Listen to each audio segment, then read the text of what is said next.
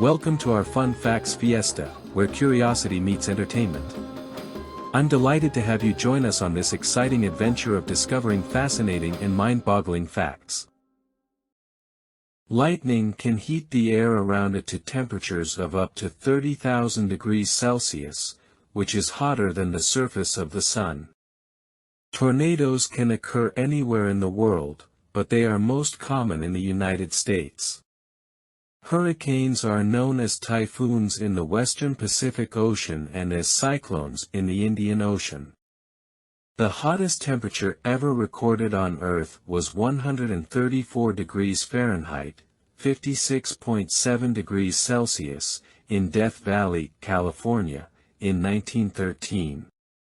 The coldest temperature ever recorded on Earth was -128.6 degrees Fahrenheit, -89.2 degrees Celsius, in Antarctica in 1983. The strongest winds on Earth are found in the jet stream, which can reach speeds of over 200 miles per hour.